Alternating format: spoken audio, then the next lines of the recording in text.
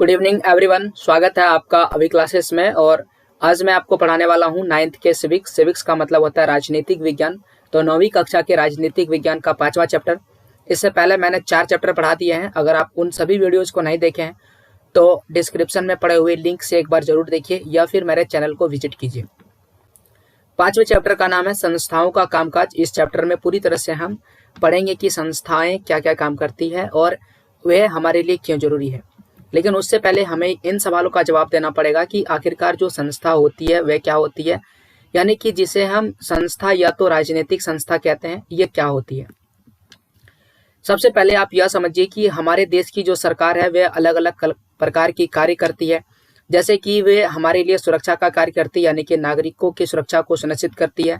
साथ ही साथ सबको शिक्षा का अवसर प्रदान करती है, हमारे लिए स्वास्थ्य सुविधाएं मुहैया कराती है। शिक्षा की बात करें तो हमारे लिए स्कूल खोलती है, हमारे लिए फ्री किताबें मुहैया कराती है और अनिवार्य शिक्षा भी लागू कर दिया गया है कानून के अनुसार। हमारे लिए स्वास्थ्य सुविधाएं भी मुहैया कराती है। इसके लिए हमारे देश में सदर अस्पताल जैसे फ्री सुविधाएं उपलब्ध है, जहां पर आप फ्री इलाज करवा सकते हैं और दवाइयां भी ले सकते हैं। तो इन सभी सुविधाओं की जिम्मेदारी जो है वो किनके पास है? सरकार के पास है। साथ ही साथ जो सरकार है वह कर यानी कि टैक्स इकट्ठा करती है और इसे सेना में खर्च करती है, पुलिस में खर्च करती है और हमारे लिए विकास के कार्यक्रम जैसे कि सड़क बनाना, हवाई अड्डे बनाना, बंदरगाह बनवाना या फिर जो नेशनल हाईवेज होते हैं उन सभी का निर्माण करवाना या स्कूल कॉलेजेस इन सभी का निर्माण करवाना, जिससे हमें बहुत सारे सुविधाएं मिलती हैं। देखिए, इन सभी विभिन्न प्रकार के कल्याणकारी योजनाओं, यहाँ पर कल्याणकारी गलत लिखा गया, मैं इसे सही कर देता हूँ। कल्याणकारी में लॉ जो है वो आधा होता है, ठीक है। तो इन सभी कल्याणकारी योजनाओं को बनाना, इन्हें बना करके लागू करना और इन योजनाओं को विधिवत चलाना, यानी कि नियम और कानून के अनुसार चलाना, ताकि इसमें कोई गलती नहीं हो और जनता कोई गलती ना करे, और अगर कोई गलती करता है तो उनको किस प्रकार से सजा देना है। तो इन सभी चीज के लिए एक जिम्मेदार पोस्ट होना जरूरी है, ताकि जो सरकार है वो आए और जाए उसे कोई फर्क नहीं पड़ेगा, योजनाओं पर कोई प्रभाव नहीं पड़े, योजनाएं तस का तस चलता रह जाए। क्योंकि हम सभी को पता है कि 5-5 साल में सरकार आती है और सरकार चली जाती है, और अगर 5-5 साल में योजनाओं को फिर से लागू अगर करना पड़ेगा तो बहुत ज़्यादा खर्च पड़ जाएगा और बहुत ज़्यादा परेशानियां हो जाएगी। तो अगर हम बात करें लोकतांत्रिक देशों में, तो लोकतांत्रिक देशों में इन कामों को देखने के लिए विभिन्न प्रकार के संस्थाओं की व्यवस्था की गई है और इन्हीं प्रकार की संस्थाओं को अलग अलग प्रकार की व्यवस्थाएं की गई है, तो इन्हीं प्रकार की व्यवस्थाओं को हम संस्थाएं कहते हैं या तो हम इसे राजनीतिक संस्था कहते हैं।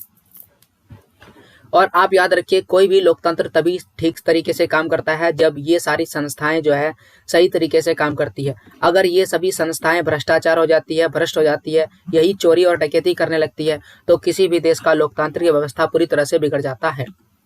तो आप समझ चुके हैं कि हमें लोकतांत्रिक संस्था की जरूरत क्यों है, कैसे ये काम करता है। हालांकि इस सवाल का जवाब मैं आपको आगे भी दूंगा। ये चैप्टर पूरी तरह से इसी पर बेस्ड है कि आखिरकार लोकतंत्र में संस्था का काम किस प्रकार से होता है और कि किस प्रकार से ये महत्वपूर्ण फैसले लेते हैं, नियम कैसे लागू करते हैं, फैसले किस प्रकार से लिए जाते हैं, फैसलों में कौन कौन से बातें महत्वपूर्ण होता है, विधायिका क्या होता है, कार्यपालिका क्या होता है और न्यायपालिका क्या होता है। इन्हीं सभी चीज़ों पर जो ध्यान है वह केंद्रित किया गया है। और ये बात आप समझ चुके हैं कि लोकतंत्र केवल चुनाव से नहीं चलता है, बल्कि इसमें अलग अलग तरह की व्यवस्था होती है और इन्हीं व्यवस्थाओं को चलाने के लिए जिस संस्था की जो व्यवस्थागत विधिवत जो तरीके होते हैं उन्हें हम क्या कहते हैं? संस्था कहते हैं। इस चैप्टर को अलग अलग पॉइंट में मैंने जो है कवर अप किया है। जैसे कि आप एनसीईआरटी की किताब देखिएगा तो उसमें ये सारे पॉइंट्स आपको मिलेंगे और इन्हीं सारे पॉइंट्स को हम देखते हुए अलग अलग चीज़ों को आपको समझाते चले जाएंगे। जैसे कि हमारी जो सरकार है वह अलग अलग प्रकार के नीतिगत फैसले किस प्रकार से लेती है, निर्णय करने वाले लोग कौन होते हैं, राजनीतिक संस्थाओं की आखिरकार हमें आवश्यकता क्यों होती है और विभिन्न प्रकार के संस्थाओं का काम कैसे होता है।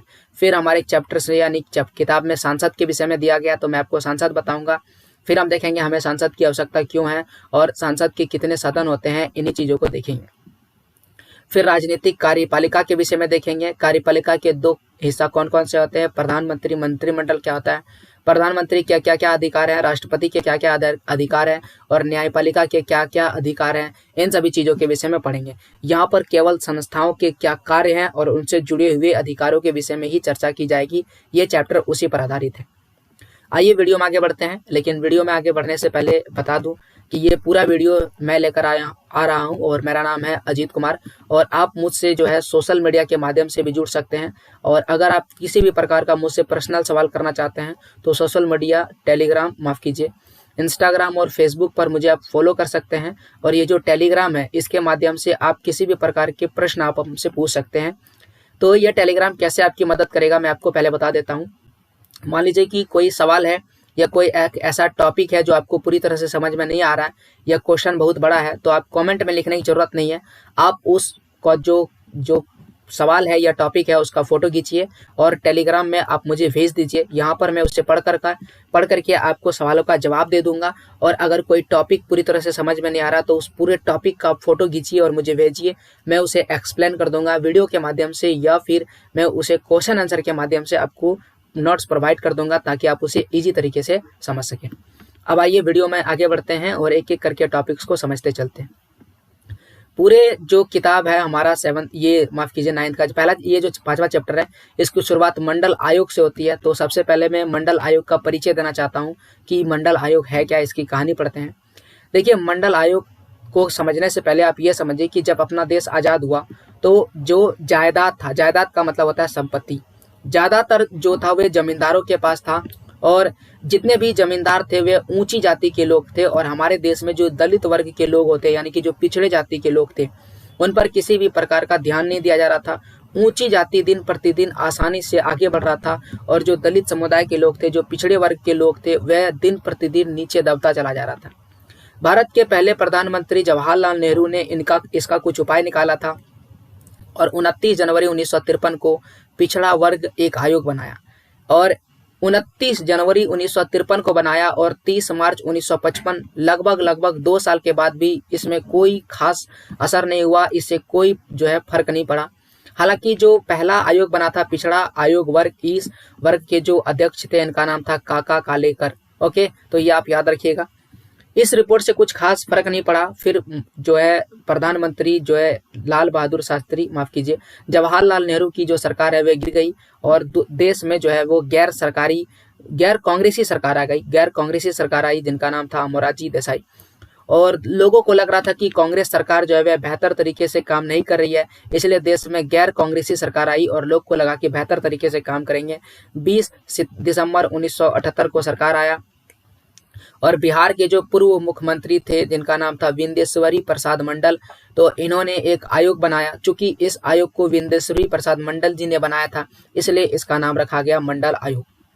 12 दिसंबर 1980 को रिपोर्ट जो है वह फाइनल कर दिया गया और तब तक मोरारजी देसाई की सरकार जो है वह पूरी तरह से गिर चुकी थी और अब देश में एक नया सरकार आ गया था और वह था इंदिरा गांधी। और इंदिरा गांधी कांग्रेसी सरकार थी और इस तरह से दोबारा इनकी सरकार आ गई थी।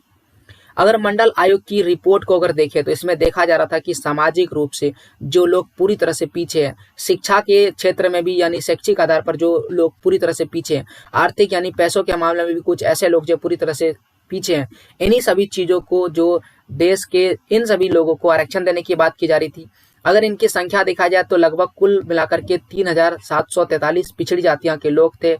और ये भारत की अगर टोटल जनसंख्या की बात की जाए तो आधी जनसंख्या में भी पिछड़ी जातियां जो थी वो निवास कर रही थी। इस प्रकार से अगर देखा जाए तो यहाँ पर आप फोटो देख सकते हैं, ये है मोरारजी देसाई और ये है आप फोटो में देख सकते हैं विंदेश्वरी प्रसाद मंडल जी, जो कौन थे, बिहार के पूर्व मुख्यमंत्री। मंडल आयोग की अगर सिफारिश की बात करें तो ये चाहते थे कि जो नौकरियां हैं, सरकारी नौकरियां हैं, उनमें 27% का आरक्षण दिया जाए, इनकी सिफारिश थी। साथ ही साथ देश में अलग अलग प्रकार के जाति के जो लोग थे, जैसे अनुसूचित जाति के लोग, जनजाति के लोग, इनको पहले से ही 22.5% का आरक्षण दिया जा रहा था। और इस कारण इंदिरा गांधी की सरकार बोल रही थी कि नहीं, हम इसे लागू नहीं करेंगे और ये लागू करने से बचती रही थी। मंडल आयोग की सिफारिश लागू करने का मतलब था कि पहले से ही कितना है 22.5% और अब 27% इसमें और जोड़ दीजिए तो टोटल मिलाकर के 49.5% सीटें जो है वो पूरी तरह से अनुसूचित जाति के लिए आरक्षित कर दी गई थी। और इंदिरा गांधी इसे इसलिए लागू करना नहीं चाहती थी। मेनली इस पॉइंट से हम ये समझाने की कोशिश कर रहे हैं कि हमारे देश में किसी भी कानून को लागू करना, किसी भी बिल को पास करना बहुत ज़्यादा डिफिकल्ट होता है। तो इन्हीं सभी चीज़ों के लिए हम यह समझते हैं कि आखिरकार ये फैसले लेते कौन है, कि आखिरकार इतने बड़े बड़े फैसले कौन लेते हैं, इन्हें ही हम नीतिगत फैसले कहते हैं। तो नीतिगत फैसले को कौन लेते हैं, इसके लिए एक उदाहरण समझिए। जैसे कि हम इस आरक्षण की ही बात कर रहे हैं जो मंडल आयोग के द्वारा लाया गया था। तो सबसे पहले कोई भी बात अगर होती है तो उस पे सर्वोच्च न्यायालय जो है वो टांग अड़ा देता है, या सर्वोच्च न्यायालय में ये बात पहुंचती है और फिर न्यायालय यह देखता है कि ये जो है ये सभी के लिए बराबर है, समानता के सिद्धांत पर है या नहीं, या फिर किसी एक वर्ग को ही इससे फायदा हो रहा है। तो सर्वोच्च न्यायालय ने भी कहा गया होगा मंडल आयोग की सिफारिश को क्या कर दिया, औपचारिक घोषणा की, बोले हाँ ये बेहतर है, आप इसे लागू कर सकते हैं, यानी कि सर्वोच्च न्यायालय से ये पास हो गया। इसके बाद ये आता है कैबिनेट के पास। कैबिनेट जो है वह आदेश जारी करते हैं और फिर यहाँ पर भी जो है ये पास होते हैं। फिर ये जो फैसला ये किसके पास जाता है, राष्ट्रपति के पास, और राष्ट्रपति जो है पूरी तरह से 27% आरक्षण देके ये फैसला ले लेते हैं और इस प्रकार से ये फैसला जो है वो लागू हो जाता है। अब अगर सरकारी जो नियम कानून है लागू हो गया तो इसे पालन करवाना भी जरूरी है। तो इसके लिए जो है देश में अधिकारी होते हैं जिसे हम सरकारी अधिकारी कहते हैं, ये आरक्षण को वैध करार देते हैं। इसका अर्थ है कि फैसले लेने से पहले उनको अच्छे तरह से संशोधन करना पड़ता है, फिर उसे सांसद में भेजा जाता है, सांसद में आवाज उठती है और सांसद में इसे बेहतर तरीके से पास किया जाता है। संसद में अगर इसे संशोधन की जरूरत होती है तो इसे संशोधन किया जाता है, इसमें कुछ शब्द बदले जाते हैं और फिर अगर 50% से अधिक लोग सहमत हो जाते हैं लोकसभा और राज्यसभा में, तब इसे पास कर दिया जाता है। फिर इसे मंत्रिमंडल और राष्ट्रपति मिल करके फैसले को सुना देते हैं और तब ये अधिकार या कानून में बन जाता है। ये सब अधिकार उन्हीं के पास होता है, मंत्रिमंडल और राष्ट्रपति के पास ही होता है। इस पूरी प्रक्रिया को आप इस तरह समझ सकते हैं कि कोई भी अगर बिल है, बिल का मतलब होता है विधेयक, इसे हम विधेयक कहते हैं। विधेयक है क्या, कोई भी एक ऐसा चीज जो कानून नहीं बना है, जो कानून नहीं बना है और कानून बनने से पहले तक जो कागजात है उसे हम या तो बिल कहते हैं या तो विधेयक कहते हैं। तो पहले लोकसभा और राज्यसभा में आएगा और उसमें इंट्रोडक्शन दिया जाएगा ये क्या है, फिर इसमें बहस चलेगा कि ये सारी चीजें हैं, इसमें ये फायदा होगा या मुनाफा होगा, ये इसमें घाटा होगा, ये सारी बातें चलती है। फिर अगला जो आता है वोटिंग की बारी। वोटिंग में आपको पता है 50% वोट जो है वो इससे राजी होना चाहिए, या तो 2/3 सदस्य इससे राजी होना चाहिए। 50% कब होगा, जितने भी उपस्थित लोग हैं अगर वो 50% होते हैं। मान लीजिए कि टोटल 545 सीटें हैं राज्यसभा में, माफ कीजिए लोकसभा में, और उसमें मान लेते हैं कि 95 लोग ऐसे हैं जो आज उपस्थित नहीं है, यानी कि अब्सेंट है। तो हमारे पास टोटल सीट बचता है 450, और अगर 450 का आधा कीजिएगा 50% तो हो जाएगा 225, और अगर 225 लोग वोट दे देते हैं तब ये नियम कानून बन जाएगा। उसी प्रकार से अगर टोटल जो नंबर है 545 का 2/3 अगर सदस्य जो है हाँ कर देंगे, जो लगभग 350 सदस्य होते हैं, तो ये राजी हो जाएगा, यानी कि वो बिल जो है वह कानून बनने के लिए आगे बढ़ जाएगा। एक वोट होते हैं, वोट के बाद वोटों की गिनती होती है, और मान लीजिए गिनती में टाई हो गया, टाई का मतलब दोनों है बराबर हो गया, तब जो प्रीसाइडिंग ऑफिसर जो होते हैं वह क्या करते हैं, एक वोट देते हैं। अगर मान लेते हैं इधर 25 और इधर भी 25 हो गया, तो वो जिधर भी एक वोट देंगे वो वोट क्या हो जाएगा, बढ़ जाएगा, और इस प्रकार से फैसला उसके तरफ हो जाता है। तो बिल दोनों ही सदनों में पास होना जरूरी है। कौन कौन सा सदन है, राज्यसभा और दूसरा कौन है, लोकसभा। और अगर इन दोनों में ही पास हो जाता है तो ये जो बिल है वो राष्ट्रपति के पास आ जाता है। राष्ट्रपति इसमें सहमति देने के लिए बाध्य है, यानी कि उन्हें इसमें हाँ में जवाब देना ही होगा, क्योंकि राज्यसभा और लोकसभा दोनों में ही पास हो गया है। राष्ट्रपति अपना सिग्नेचर करते हैं और वो बिल क्या बन जाता है, कानून बन जाता है। तो इस प्रकार से कोई भी एक्ट हमारे देश में क्या बन जाता है, कानून, माफ कीजिए, कोई भी बिल एक्ट में बन जाता है, यानी कि कोई भी विधेयक क्या बन जाता है, कानून बन जाता है। अब जब इस तरह से हमारा देश चल सकता है तो राजनीतिक संस्थाओं की काम कहाँ पड़ती है, आइए देखते हैं। देखिए विभिन्न तरह के काम जो है विभिन्न प्रकार के संस्थाओं द्वारा होता है, जैसे कि प्रधानमंत्री और कैबिनेट ऐसी संस्था है जो देश के सभी महत्वपूर्ण नीतिगत फैसले लेते हैं। मंत्रियों द्वारा किए गए फैसलों को लागू करने के उपायों के लिए एक अलग से निकाय जो है वो काम करती है, जिसे हम नौकरशाह कहते हैं। नौकरशाह कुछ नहीं है, जितने भी लोग नौकरी लेकर के ऑफिसर्स बनते हैं इसे ही नौकरशाह कहते हैं। यानी कि मंत्री जो भी नियम कानून लागू करते हैं, इन नियम कानून को मनवाने के लिए जो अधिकारी होते हैं उसे नौकरशाह कहते हैं।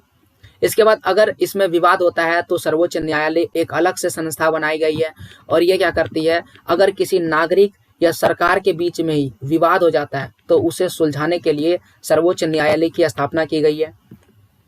इन संस्थाओं के अलग अलग कायदे कानून होते हैं और ये कायदे कानून से जुड़े होते हैं। बहुत सारे लोग को किसी न किसी भी निर्णय करने में योगदान देना होता है और इसी कारण कोई भी ऐसा लोकतांत्रिक देश नहीं है जहाँ पर संस्थाओं पर जोर नहीं देना होता है। यहाँ पर संस्थाएं बहुत ज़्यादा जरूरी हो जाती है। तो हम ये देखते हैं कि अलग अलग संस्था जो होता है अलग अलग कार्य करते हैं। आप कल्पना कीजिए कि किसी भी देश में ये दो संस्था नहीं है, यानी कि प्रधानमंत्री और कैबिनेट नहीं है, तो देश में जो सभी बड़े बड़े महत्वपूर्ण फैसले होते हैं वह फैसले नहीं लिए जा सकते हैं। जैसे कि एक छोटी सी आपको कहानी बताते हैं। हमारे देश में एक राफेल जो है विमान आया है जो लड़ाई में बहुत ज़्यादा काम दियागा युद्धों में। तो बताइए ये जो राफेल विमान लाए हैं इन फैसलों को किसने लिया? प्रधानमंत्री ने लिया और कैबिनेट मिशन ने लिया। तो ये क्या है? देश के लिए महत्वपूर्ण नीतिगत फैसले हैं जो प्रधानमंत्री और कैबिनेट लेते हैं। तो इन संस्थाओं का होना जरूरी है। साथ ही अगर मान लेते हैं कि नागरिक और सरकार आपस में भिड़ जाते हैं या सरकार दो राज्य के सरकार जैसे कि एग्जाम्पल के लिए बिहार और झारखंड की सरकार आपस में ही उलझ जाते हैं, तो इनके विवादों का निपटारा कौन करेगा? तो इसके लिए सर्वोच्च न्यायालय एक अलग से संस्था है। यानी इसमें से कोई भी संस्था अगर नहीं रहेगा तो लोकतांत्रिक सरकार का चलना नामुमकिन हो जाएगा। इसलिए सभी संस्थाएं होना बहुत ज़्यादा जरूरी है। एक एक करके अलग अलग संस्थाओं के विषय में पढ़ते हैं। सबसे पहले हम लोग पढ़ते हैं सांसद के विषय में। तो अगर हम सांसद की बात करें तो सांसद क्या होता है? तो हर लोकतंत्र में निर्वाचित जनप्रतिनिधि जो भी चुने गए लोग होते हैं उनकी एक सभा होती है और जनता की ओर से सर्वोच्च राजनीतिक अधिकार का वो प्रयोग करती है। उन सभा को हम क्या कहते हैं? सांसद कहते हैं। सिंपल बात है, सर्वोच्च राजनीतिक अधिकार का मतलब देश में जो सबसे बड़ा राजनीतिक अधिकार है वह जनप्रतिनिधि ही क्या करते हैं? इसका प्रयोग करते हैं। जैसे कि अभी आपको बताया ना राफेल वाली बात कि मान लेते हैं कि प्रधानमंत्री ने राफेल खरीदे तो किसकी अनुमति से खरीदा? तो हमारे देश के जो सर्वोच्च अधिकार है उस अधिकार के तहत उन्होंने ये खरीदा। क्या सभी जनता से पूछा था कि राफेल खरीद ले या ना खरीद ले? ऐसा नहीं। रूस से भी हमने एक बहुत ही बड़ा हथियार खरीदा तो क्या हमने पूछा?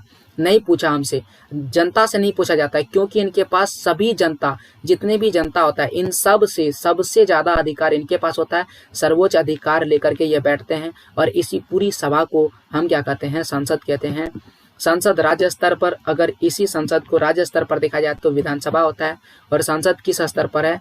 केंद्र स्तर पर है। ओके, राज्य स्तर मतलब होता है प्रत्येक राज्य में विधानसभा होती है और केंद्र में क्या होता है? संसद होता है। ये जो संसद है इसके दो सदन होते हैं। देखिए एक बात मैं आपको क्लियर कर देता हूँ। यहाँ पर जो सदन लिखा गया, सदन का मतलब होता है घर। याद रखिएगा, सदन जो है वह घर का पर्यायवाची शब्द है। घर, आलय, सदन, तो ये घर का पर्यायवाची शब्द है। अगर आप हमसे ये पूछिएगा कि जो हमारी जो संसद है इसके कितने अंग है, तो मैं आपको बताऊंगा इसके 3 अंग है। पहला होगा लोकसभा, दूसरा होगा राज्यसभा और तीसरे जो होंगे वह राष्ट्रपति होंगे देश के। परंतु यहाँ पर जो लोकसभा है वह एक घर है और राज्यसभा भी जो है वह घर है। तो बताइए हमारे पास कितने सदन है? तो हमारे पास 2 सदन है। पहला जो सदन है लोकसभा कहलाता है और दूसरा राज्यसभा कहलाता है। लोकसभा को हाउस ऑफ पीपल भी कहते हैं, लोअर हाउस इसे हम कहते हैं। 2 इसका अलग अलग नाम है। लोअर हाउस का मतलब होता है निम्न सदन, यानी कि लोकसभा जो है वह निम्न सदन है। राज्यसभा को काउंसिल ऑफ स्टेट भी कहते हैं और इसे अपर हाउस कहते हैं, यानी कि राज्यसभा का हिंदी होता है उच्च सदन। लोकसभा जो है वह जनता द्वारा चुने जाते हैं, यानी कि यहाँ पर जनता प्रत्यक्ष रूप से वोट करता है। लोकसभा का चुनाव होता है और 18 साल से अधिक उम्र के लोग जिनको सार्वभौमिक वयस्क मताधिकार मिला हुआ है वे इनको वोट देते हैं और चुन लेते हैं और जनता की ओर से असली अधिकारों का ये प्रयोग भी करते हैं। साथ ही साथ राज्यसभा जो है ये परोक्ष रूप से चुने जाते हैं, यानी कि हम इन्हें वोट नहीं देते हैं। इनका वोट जो है अप्रत्यक्ष तरीके से होता है और इन्हें कुछ विशेष काम करने के लिए दिए जाते हैं। जैसा कि मैं आपको बता चुका हूं कि भारत का राष्ट्रपति भी सांसद का हिस्सा है। हिस्सा का मतलब अंग होता है, ना कि सदन का अंग है। हालांकि वह दोनों में से किसी भी सदन का सदस्य नहीं होता, याद रखिएगा। ओके, तो इस तरह हम देख लिए हैं संसद के विषय में। अब हम आपको यह बताते हैं कि हमें संसद की आवश्यकता क्यों होती है। देखिए अगर हम सांसद की बात करें तो ओके, मैं आगे आ गया हूँ, पीछे आता हूँ, सॉरी, पहन लेता हूँ। तो यह जो जनता की ओर से कई तरह के राजनीतिक अधिकार का प्रयोग करती है और किसी भी देश में कानून बनाने का सबसे बड़ा जो अधिकार है वह सांसद के पास होता है। कानून बनाने, विधि निर्माण करने, कानून बनाने को ही हम विधि निर्माण करने का काम करते हैं। यह बहुत ही महत्वपूर्ण काम होता है और इन सभाओं को विधायिका कहते हैं। ओके, देखिए ये जो कानून बनाने का काम करती है उसे हम विधायिका कहते हैं, क्योंकि कानून को ही हिंदी में हम विधेयक कहते हैं। देखिए केवल एक कारण नहीं हो सकता है किसी भी देश में सांसद के लिए, तो अलग अलग कारण है। देखिए दुनिया में सांसद सरकार चलाने वाले को नियंत्रित करने के लिए कुछ अधिकारों का प्रयोग करती है। सांसद में पूर्ण समर्थन की स्थिति में सरकार चलाने वाले फैसले कर सकते हैं, यानी कि सांसद को अगर पूरी तरह से सहमत है, समर्थन है, बहुमत मिला हुआ है, तो जो सरकार चला रही है वो बड़े बड़े फैसले ले सकते हैं। सरकार के पास हर पैसे, सरकार का जो जितना भी पैसा है देश में, उस पैसे पर किसका अधिकार होता है? संसद का अधिकार होता है। वह जनता के लिए इस पैसे को खर्च कर सकती है। कभी भी आपदा अगर आता है तो उसे खर्च किया जा सकता है, या अगर किसी भी देश में किसी योजना में लागू करना है, कोई योजना में अगर उसे खर्च करना है, किसी प्रकार के विकास का कार्यक्रम लागू करना है, तो इन सभी में पैसे खर्च किया जा सकते हैं। सार्वजनिक मामले यानी कि जो सभी के हित के लिए होता है, किसी भी देश के राष्ट्रीय नीति पर चर्चा और बहस के लिए कौन आता है? संसद ही सर्वोच्च संघ होता है, संसद ही ये फैसले लेते हैं।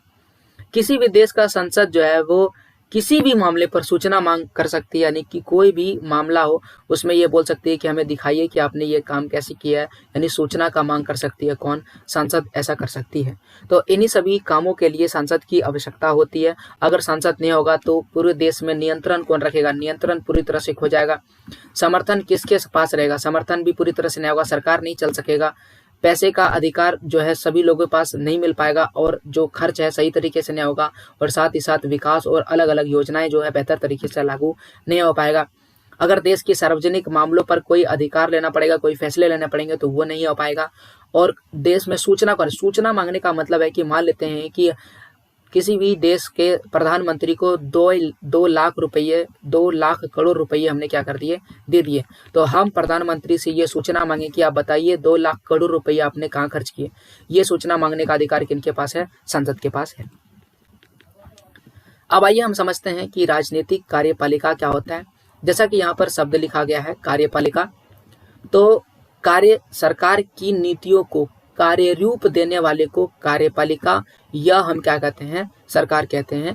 कार्यपालिका का 2 हिस्सा होता है। पहला जो होता है उसे हम राजनीतिक कार्यपालिका कहते हैं, और दूसरा जो होता है हम उसे अस्थायी कार्यपालिका या प्रशासनिक सेवक कहते हैं।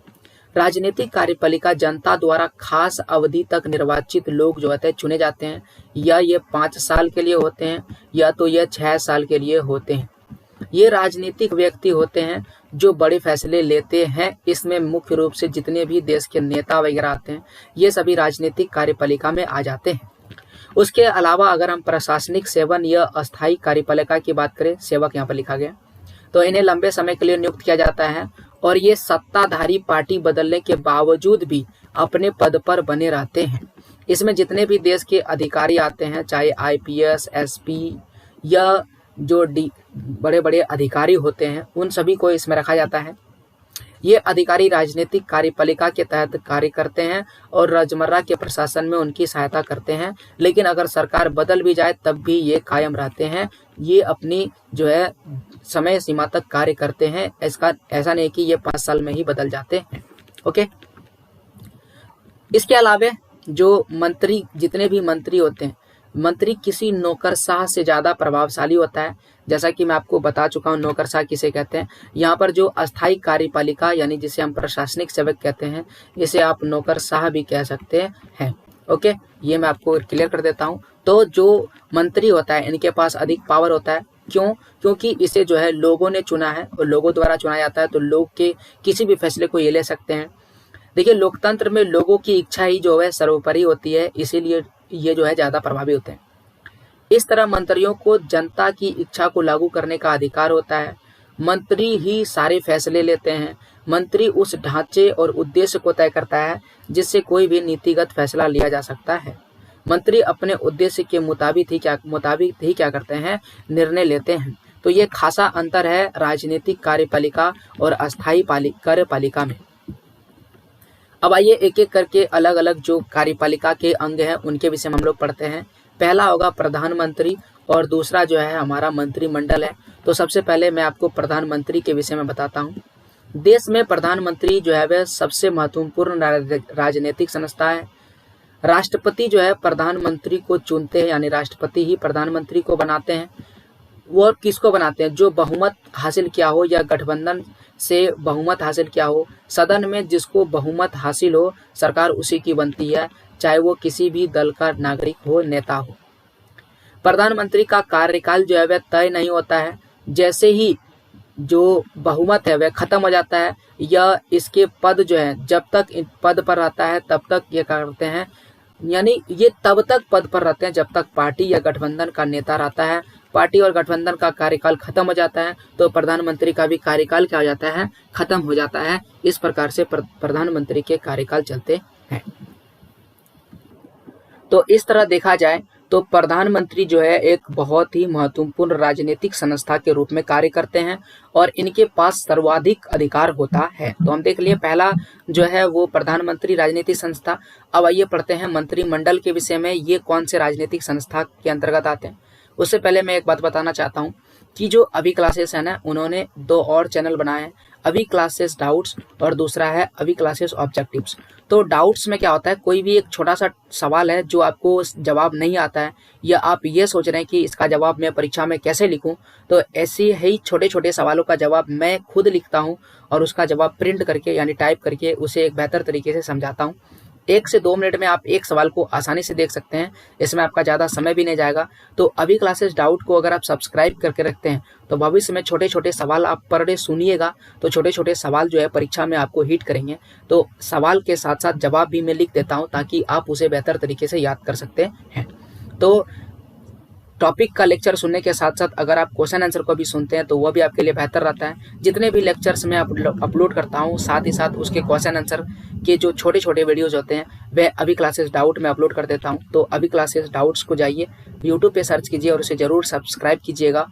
और अगर आप ऑब्जेक्टिव क्वेश्चन आंसर की तैयारी करना चाहते हैं तो ऑब्जेक्टिव क्वेश्चन आंसर के लिए अभी क्लासेस ऑब्जेक्टिव में ढेर सारे वीडियोज पड़े हुए हैं और जिस टॉपिक का आपको वीडियो चाहिए कमेंट जरूर कीजिए ताकि मैं एक टॉपिक समझ सकूं कि आपको कैसे सवाल के जवाब चाहिए।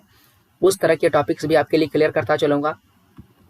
और इस चैनल को भी जरूर से जरूर सब्सक्राइब कर लीजिएगा ताकि आपको ऑब्जेक्टिव क्वेश्चन आंसर भी बेहतर तरीके से मिल जाए।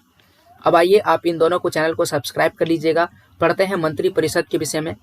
तो मंत्रिपरिषद की अगर बात करें तो मंत्रिपरिषद जैसे कि आप सभी जानते हैं लोकसभा और राज्यसभा होता है। तो लोकसभा में जो लोग होते हैं उन सभी व्यक्तियों के 15% जो होता है व्यक्ति प्रधानमंत्री को जोड़ करके वह होते हैं मंत्रिपरिषद। यानी टोटल लोकसभा में 545 सीट होता है और 545 का अगर आप 15% निकालिएगा तो 15% जितने भी व्यक्ति होते हैं वह मंत्रिपरिषद का निर्माण करते हैं और इस मंत्रिपरिषद में प्रधानमंत्री भी शामिल होते हैं। इस मंत्रिपरिषद में कैबिनेट मंत्री होते हैं, राज्य मंत्री होते हैं और कुछ उपमंत्री भी होते हैं। राज्य मंत्री राज्य के मंत्री होते हैं जिसे हम स्वतंत्र प्रभार के नाम से जानते हैं और राज्य के मंत्री कैबिनेट मंत्री के सहायक भी होते हैं।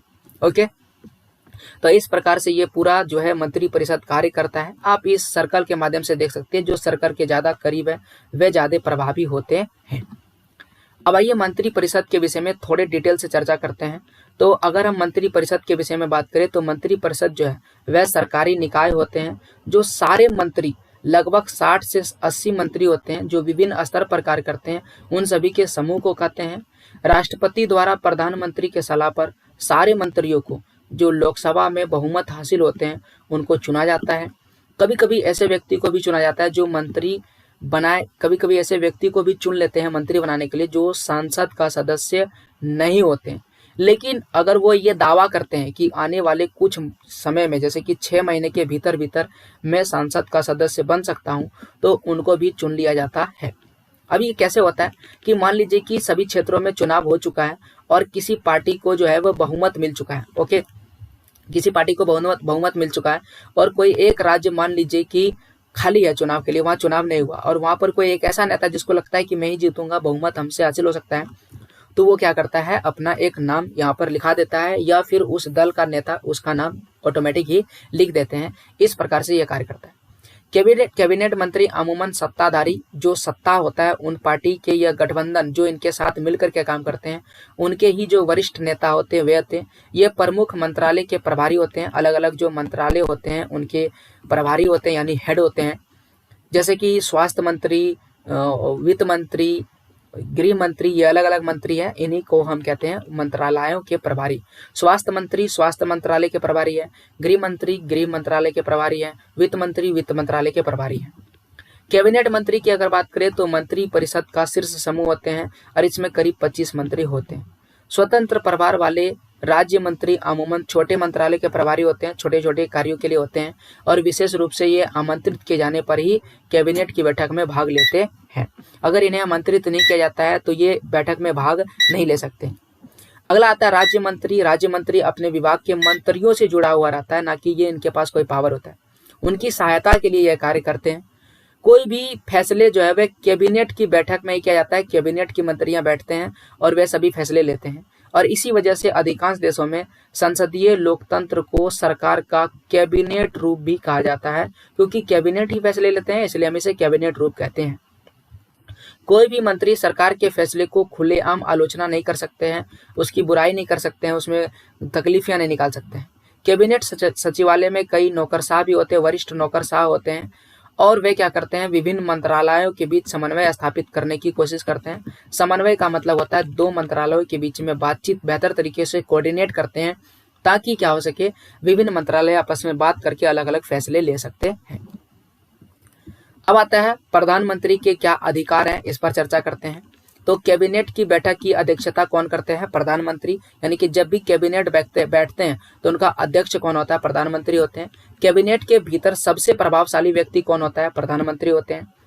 विभिन्न प्रकार के जो विभाग होते हैं उनके कार्यों का समन्वय कौन करते हैं? प्रधानमंत्री करते हैं। अलग अलग विभाग जैसे कि बोल चुका हूँ, स्वास्थ्य, केंद्र और वित्त। मंत्रियों का काम क्या होगा, कहाँ पर उनका वितरण होगा, पुनर्वितरण, ये सब कौन करते हैं? प्रधानमंत्री। वितरण का मतलब होता है किस व्यक्ति को, जैसे कि मान लेते हैं कि अभी जो अमित शाह है, ओके ना, तो वह क्या है, गृह मंत्री में है, तो इनको गृह मंत्री का पद किसने दिया? प्रधानमंत्री ने दिया। तो ये जो मंत्रियों का काम का वितरण है वो कौन करते हैं? प्रधानमंत्री करते हैं। और अगर मान लेते हैं इनको हटाने का होगा तो पुनर्वितरण का कार्य वो कौन करेंगे? वह भी प्रधानमंत्री ही करेंगे। अगर कोई मंत्री बेहतर तरीके से काम नहीं कर रहा है तो उनको बर्खास्त करने का यानी बाहर करने का अधिकार भी किनके पास है? प्रधानमंत्री के पास है। प्रधानमंत्री अपना पद छोड़ता है तो पूरे मंत्रिमंडल जो है वे ऑटोमेटिक ही इस्तीफा दे देता है, पूरा मंत्रिमंडल खत्म हो जाता है। तो ये प्रधानमंत्री के कुछ अधिकार है, किनके रूप में? राजनीतिक संस्थाओं के रूप में। अब आता है हमारे राष्ट्रपति जी। तो राष्ट्रपति जी के विषय में पढ़ते हैं। राष्ट्रपति सरकार का जो है वह राष्ट्र अध्यक्ष होता है पूरे देश के लिए, और यह देश के किसी भी राजनीतिक संस्था के काम की निगरानी करता है। यानी जो भी राजनीतिक संस्था है, यहाँ तक कि प्रधानमंत्री के भी काम की निगरानी करते हैं ताकि वो राज्य के उद्देश्यों को हासिल करने के लिए मिलजुल कर काम करें। यहाँ पर राज्य देश के लिए उपयोग किया गया है, यानी कि देश में जो भी उद्देश्य है, जो भी हमें विकास करने हैं, सभी मिलजुल कर काम करें। इनका चयन जनता द्वारा प्रत्यक्ष रूप से नहीं किया जाता है, यानी कि राष्ट्रपति को जनता नहीं चुनती है, बल्कि सांसद सदस्य और राज्य की विधानसभाओं के सदस्य जो है वे मिलकर के इनको चुन लेते हैं। सभी सरकारी गतिविधियां राष्ट्रपति के नाम पर ही चलती हैं, यानी कि जितना भी सरकारी, जैसे कि मैंने आपको बताया अभी थोड़ी देर पहले कि जो राफेल है, एक जो है सेना के लिए हथियार है, इसको खरीदे हैं तो इस पर किसका नाम होगा? राष्ट्रपति जी के नाम पर ही इसे खरीदे होंगे, कि भारत के राष्ट्रपति ही सिग्नेचर किए होंगे तभी जाकर के इसे खरीदे होंगे। देश में जितने भी कानून बनते हैं उसके प्रमुख नीतिगत फैसले कौन लेते हैं? इन्हीं के नाम पर होता है। जैसा कि मैंने अभी थोड़ी देर पहले आपको बताया कि जो 27% जो है आरक्षण देने का काम, वह राष्ट्रपति जी ने ही लास्ट में मंजूरी दिए थे। भारत के जितने भी मुख्य होते हैं, जैसे कि मुख्य न्यायाधीश, सर्वोच्च न्यायालय के न्यायाधीश, राज्य के उच्च न्यायालयों के न्यायाधीश, राज्यपालों की नियुक्ति, चुनाव आयुक्त की नियुक्ति, इन सभी का जो नियुक्ति है वह राष्ट्रपति करते हैं। साथ ही साथ कोई भी दूसरे देश में हमारे जो राजदूत होते हैं उनकी भी नियुक्ति कौन करते हैं? राष्ट्रपति करते हैं। अगर कोई अंतर्राष्ट्रीय संधि होता है, समझौता होता है, तो वह भी किनके नाम पर होता है? राष्ट्रपति जी के नाम पर ही होता है। भारत के जो रक्षा मंडल होते हैं उनके जो सबसे बड़े हेड हैं, सुप्रीम कमांडर, वह भी कौन है? राष्ट्रपति है। इन अधिकारों का इस्तेमाल मंत्री परिषद की सलाह पर करते हैं, यानी कि अगर इन सभी अधिकारों का इनको उपयोग करना है तो मंत्री परिषद से ये बीच बीच में सलाह लेते हैं। सांसद द्वारा पारित कोई भी विधेयक, यानी कि संसद में कोई भी विधेयक जिसे बिल कहते हैं, राष्ट्रपति मंजूरी के बाद ही कानून बनता है, और अगर राष्ट्रपति जी मंजूरी नहीं देते हैं तो वह कानून नहीं बन सकता है। अगर हम देश के प्रधानमंत्री की नियुक्ति बोले तो वह भी कौन करते हैं? राष्ट्रपति ही करते हैं। जब किसी पार्टी का गठबंधन को लोकसभा में बहुमत हासिल नहीं होता है तो राष्ट्रपति अपने विवेक से काम करता है, यानी कि राष्ट्रपति अपने से एक ऐसा नियुक्त करता है जो लोकसभा में बहुमत हासिल कर सके और ये तय सीमा के अंदर बहुमत साबित कर देता है और फिर वो सरकार बना देते हैं। यानी कि ये अपने से सोचते हैं कि कौन व्यक्ति ऐसे हैं जो लोकसभा में क्या कर सकते हैं, बहुमत हासिल कर सकते हैं, और फिर वो अपने अनुमान से किसी एक व्यक्ति को चुन लेते हैं। सरकार के स्वरूप में राष्ट्रपति की भूमिका जो है केंद्रीय है, सेंट्रल है, यानी कि ये जो कहेंगे वो सबको मानना पड़ेगा, इसलिए इसे राष्ट्रपति प्रणाली भी कहा जाता है। ब्रिटेन के मॉडल को मानने वाले भारत जैसे देश में संसद ही सर्वोच्च होती है, इसलिए हमारे देश की प्रणाली को संसदीय शासन प्रणाली कहते हैं। यानी कि वैसे देश जहाँ पर राष्ट्रपति का पावर सबसे ज़्यादा चलता है उसे हम राष्ट्रपति प्रणाली कहते हैं, और हमारे देश में सांसद का पावर सबसे ज़्यादा चलता है, इसलिए हम इसे संसदीय शासन प्रणाली कहते हैं। अब अगला जो आता है वो न्यायपालिका होता है। तो अब न्याय की बात आता है तो देश के विभिन्न स्तर पर मौजूद अदालतों को सामूहिक रूप से हम क्या कहते हैं, न्यायपालिका कहते हैं। जितने भी अदालत है आप उसे न्यायपालिका कह सकते हैं। भारतीय न्यायपालिका पूरे देश के लिए सर्वोच्च न्यायालय, यानी कि जो पूरा देश है उसके लिए सर्वोच्च न्यायालय है। इनका क्षेत्र थोड़ा सीमित होता है, ये ज़्यादा उतने नहीं लेते, बड़े बड़े ये काम करते हैं। करोड़ों का जो लेखा जोखा होगा वो सर्वोच्च न्यायालय के ही केस में आएंगे। साथ ही किसी देश का निपटारा हो, बंटवारा हो या उनके विवादों का निपटारा हो तो, या फिर राज्य में ही आपसी विवाद हो जाए तो सर्वोच्च न्यायालय आते हैं। राज्यों में होते हैं उच्च न्यायालय, और किसी भी राज्य में जो लड़ाई मारपीट होती है उन सबको निपटाने के लिए राज्य में उच्च न्यायालय होते हैं, और जिला में जिला न्यायालय होते हैं। तो इस प्रकार से इसका स्तर होता है, और कुछ स्थानीय स्तर पर भी न्यायालय होते हैं। सर्वोच्च न्यायालय में न्यायिक प्रशासन को नियंत्रित करता है, यानी कि न्याय जो है उसको बेहतर तरीके से प्रशासन को भी नियंत्रित करता है। देश की सभी अदालतों में उनका फैसला मानना पड़ता है। जितने भी देश में अदालत है, चाहे वो उच्च न्यायालय हो या निचला स्तर की अदालत हो या जिला स्तर की अदालतें हो, उन सबको सर्वोच्च न्यायालय का फैसला मानना पड़ता है। जो भी फौजदारी कानून होता है या दीवानी कानून होता है, इन सभी मामलों पर अपील करने का सबसे बड़ा अधिकार किनका है, सर्वोच्च न्यायालय का है। यही जो है फैसले ले सकते हैं। अब आता है कि जो ये कौन कौन से विवाद की सुनवाई कर सकते हैं। अगर देश के नागरिकों के बीच हो, नागरिक और सरकार के बीच में हो, दो या उससे अधिक राज्यों के बीच में झगड़ा हो जाए, केंद्र और राज्य सरकार के बीच में झगड़ा हो जाए, राष्ट्रपति, सर्वोच्च न्यायालय और उच्च न्यायालय के न्यायाधीश को प्रधानमंत्री की सलाह पर सर्वोच्च न्यायालय के मुख्य न्यायाधीश के मशवरे से नियुक्त करता है।